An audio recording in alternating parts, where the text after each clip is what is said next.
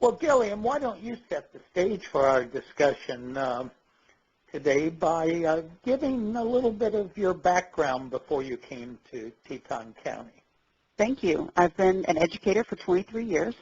I started out serving as a para and a teacher in middle school and high school schools, and after that, I also was involved in club and activity responsibilities, as well as, of course, coaching roles. We know as educators that it's not just a daytime job, but it's a job that consumes us in the evenings as well, as we work hard to establish relationships with kids and families. I also served as an assistant principal and a principal until later becoming an associate superintendent of a school district with about 28,000 students in a large metropolitan community in the Midwest. And what community was that? Shawnee Mission School District in Shawnee Mission, Kansas, which is in northeast Johnson County, right on the Kansas-Missouri state line.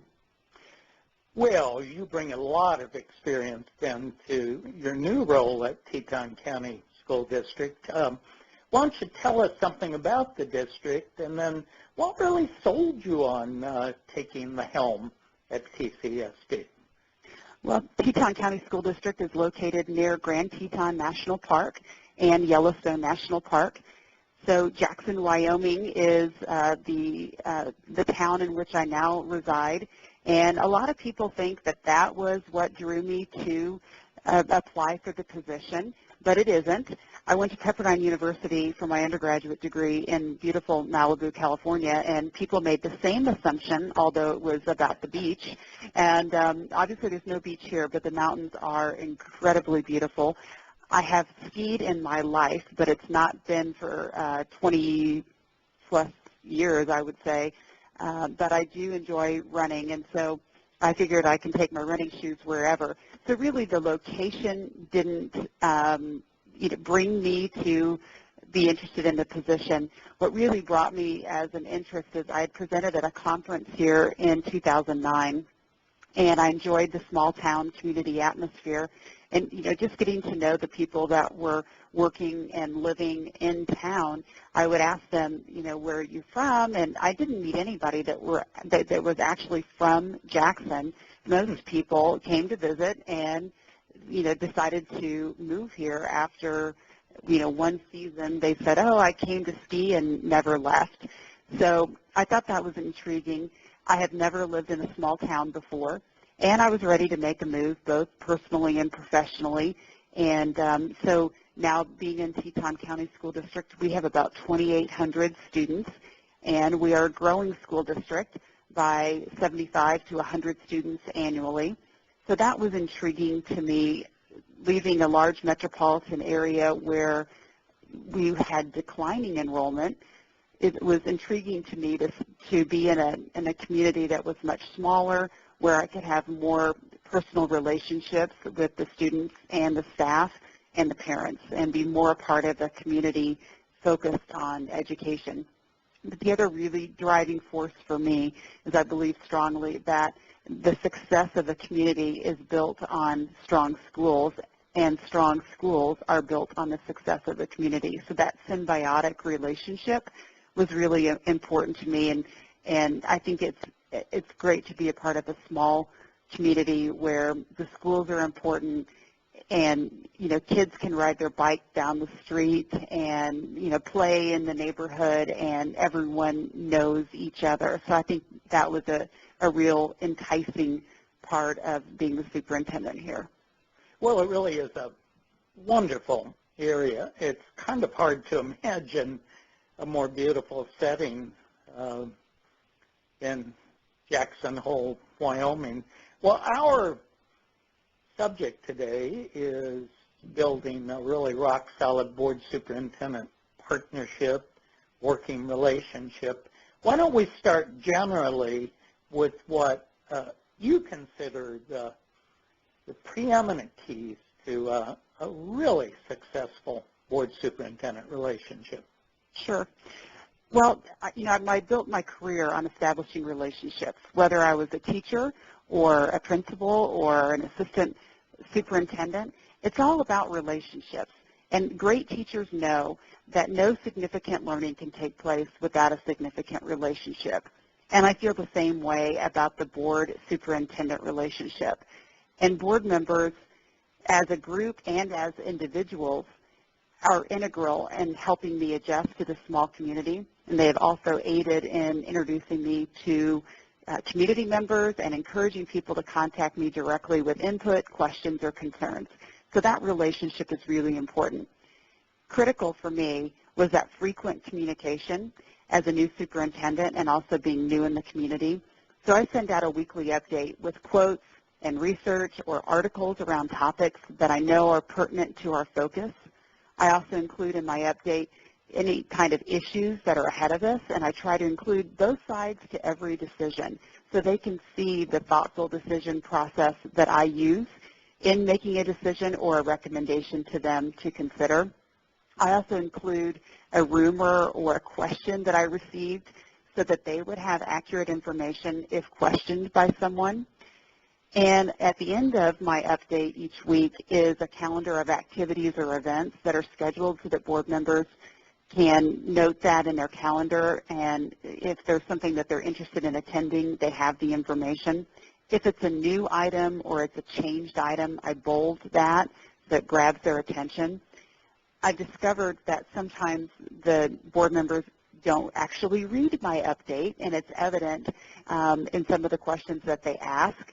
So I've reordered things, and I try to keep it short with bullets, but sometimes I do more of a narrative depending on the situation that I'm grappling with or presenting to them. But I have changed my update somewhat significantly in the recent weeks where I put the most important items first. And if it's an action item or I need a response from them, I put that in colored font so it grabs their attention and it reminds them. And I'll even say something like, I await feedback from you, so they know about that. So communication, right? Yes, I think that's really important. I also make it a point in either in my update or at my meetings to highlight their service and compliment them on specific things they're doing well as a team. I think that's really important that they get feedback, as feedback is important to me as well. I think it's really important for them to get feedback on what they're doing well on as a team, not as individuals, but as a team. So one of the first things that I realized is that this board had not had any training as a group. And me being new, we also have a chief operating officer who is also new to the district. He's now worked for the district for a year. So we established retreats, one in July and one in August, and we've got another one in December. And we decided that we would have them quarterly so that we can learn how to work closely as a team and also function as a team. And these have been really effective as we move forward together. We're also in the midst of finalizing core values, which help us stay focused on our mission of ensuring that every student is prepared for an ever-changing world. So I think over-communication and establishing a very, I guess the three pieces that lead up to maybe a shorter answer for you is I believe the effective relationship is built on trust, open and honest two-way communication, which keeps the focus on students. Great. Now, I have a closing question, Gillian. As you were preparing to take the helm before you actually arrived on the scene, tell us, and I think it was last July, right? Correct. July 2015. So now we're in November, so you're still fairly new on the job. As you thought about working with this new board, did you put any kind of strategy in place, the initial steps you would take to, say, get to know the board? What kinds of things did you include in your getting started with the board strategy? Things you were going to do the first week, 2, 3, and so on. Yes, that's a great question. Actually, I met with each board member individually in at the end of March when I came out for a visit after I'd already been approved.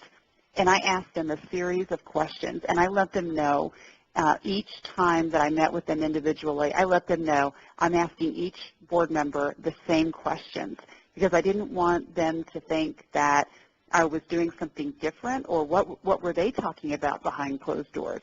So I asked each one the same questions. And then I sent them a 100-day entry plan with a summary of what I heard them say, and I used those questions to develop my 100-day entry plan. And I update that each month. And again, I add a colored font so that it indicates that I've completed this and the approximate date. It's sort of a bulleted list, but it helps me stay focused. Whether or not the board members see the value in it or not I'm not sure about that, but for me, it's really helped me stay focused and remember what I thought I would be doing, which is hard to do. When you've never been a superintendent, it's hard to forecast some of the things that you think you're going to need to be doing. And many things I thought I'd be doing, I'm not. And vice versa. I've added many more things to my plate that I didn't realize would even be on my horizon, such as what would an building example be of some new things you've added? I had no idea that we'd be looking at building a new school. And in Teton County, land is very difficult to find. And so I quickly when I joined the school district in July, I realized that housing is a problem here, and affordable housing in Jackson is a problem. And finding 10 acres to build an elementary school has been on this board and previous administration's list for at least 5 years, and we've had nothing. So I had to quickly learn the process for acquiring land and funding land in Wyoming, which is different than what I'm accustomed, and all the issues that come with building a new building, looking at reconfiguring schools and grade levels, looking at who's going to go to this new building. I mean, it's been an enormous time-consuming process, very exciting, but also, a lot of politics comes into play. So I would say that overall was something that I didn't realize I would be tackling right on the beginning of a new position. So you're wearing more hats than you thought you might. Absolutely, absolutely. Now, let's close, and I know our listeners are going to love this podcast, Gillian. Let's say you were in a room with what you might call superintendent aspirants, people who are serious about becoming superintendents. Let's say they're at their principals or at the associate superintendent level.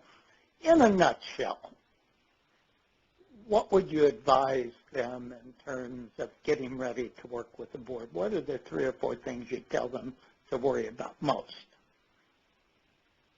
That's a great question. I would say over-communicate and invest in a crystal ball so that you will know what are on their minds and that you can forecast some of the issues that are coming. I think that's, for me, I think we forget sometimes we know the information. We're the ones that are getting all this information coming in, and we have to be aware and know our community and know the issues around us so that we can say, yes, this is something that the board members need to know about. No, this is something that they don't need to know about right now. So I try to keep in mind anything that's read. If it could be read in the newspaper, it's going to cause sirens to come to the building or, to the community over an issue, or there's a student or anything that deals with blood that's read. Or the last thing, anything that would make a board member's face or principal or anything that make them turn red, then that's sort of my 4-question test. If it deals with red, I'm going to let the board members know about it. It really is a people business, isn't it? Above It is all a else. people business, yes. Well, Gillian, thank you so much for this very informative and fascinating podcast. I appreciate your taking the time, and I wish you, actually it's Saturday, so you've gone above and beyond, and really appreciate it. So thank you much, and have a great weekend. Thank you. You as well.